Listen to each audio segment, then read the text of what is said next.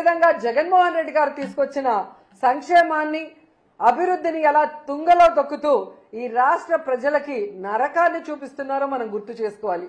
ఎందుకంటే ఈరోజు ఈ కూటమి ప్రభుత్వం ఎన్డీఏలో ఉన్నామంటారు. ఎన్డీఏ అంటే నేషనల్ డెమోక్రటిక్ అలయన్స్. మామూలుగా ఎన్డీఏ అంటే నేషనల్ డెమోక్రటిక్ అలయన్స్ అంటారు. కానీ ఆంధ్రప్రదేశ్లో మీరు చూస్తే ఎన్డీఏ అంటే నారా నకిలీ డిస్టిలరీస్ అడ్మినిస్ట్రేషన్, నారా వారి దౌర్భాగ్యపు అడ్మినిస్ట్రేషన్.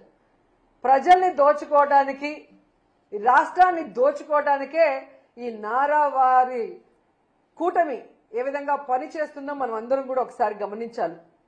ఎందుకంటే ఈరోజు ఈ కల్తీ సారాన్ని తయారు చేసేది ఎవరు? దీన్ని బెల్ట్ షాపులు, బార్లు, పర్మిట్ల రూమ్ ద్వారా ప్రజల వద్దకు చేరుస్తుంది ఎవరు?